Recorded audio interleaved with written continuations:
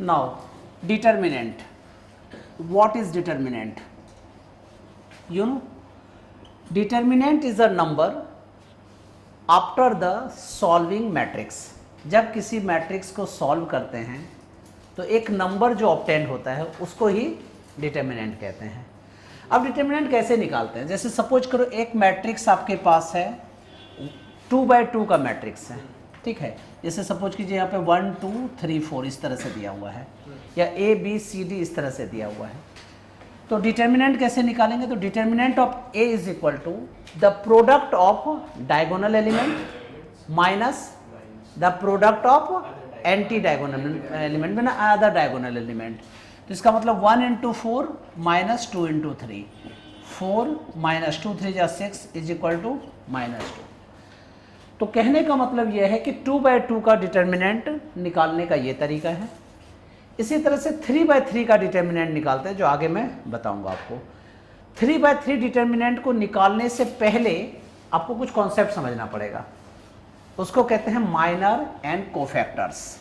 You know, minors and cofactor. कोई पूछे तुम्हें कि बताइए माइनर और कोफैक्टर क्या होता है, क्यों इसको यूज करते हैं? तो 3x3 मैट्रिक्स को निकालने के लिए, 3x3 मैट्रिक्स के डिटर्मिनेंट को निकालने के लिए, ठीक है, हम लोग इसका यूज करते हैं। तो what are the minors? Minors किसको कहते हैं?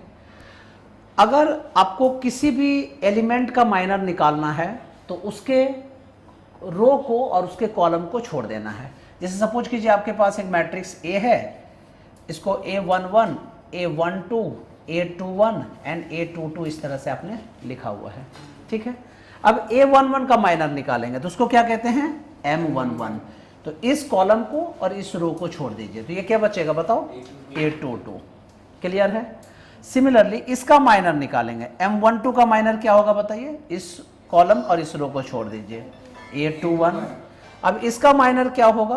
M21 का माइनर, इसको छोड़ो इसको छोड़ो, यू नो, A12।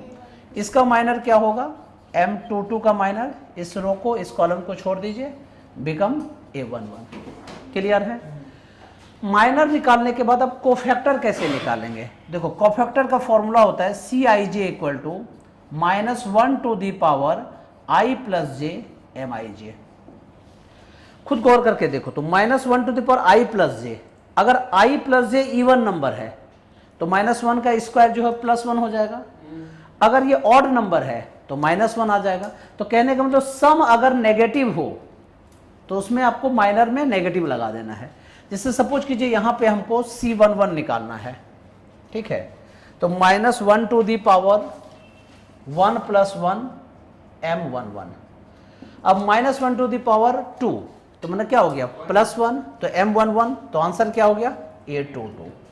मतलब जो भी माइनर 11 था वही यहाँ पे कोफैक्टर 11 बन गया, जब इन दोनों का सम इवन नंबर है। तो अब देखो, एक शॉर्ट ट्रिक यहाँ पे यही है कि अगर सपोज कीजिए आपको ऐसे M21 निकालना है, तो 2 + 1 3 ऑड नंबर है, तो डायरेक्ट क्या कर दो? -12। सिमिलरली M12 को क्या लिखेंगे? -A21। और M22 को क्या लिखेंगे? ठीक है, M22 को क्या लिखेंगे यहाँ पे बताओ? यस, ये माइनर नहीं निकल रहा है, ये कोफैक्टर निकल रहा है, जरा ध्यान दिया करो भाई, ये कोफैक्टर है। तो C22 इज इक्वल टू क्या होगा बताइए? A11। माना ये ऊपर में ये पॉजिटिव, ये नेगेटिव और positive, means cofactor is equal to -1 to the power i plus J Mij। Clear है? कट करो।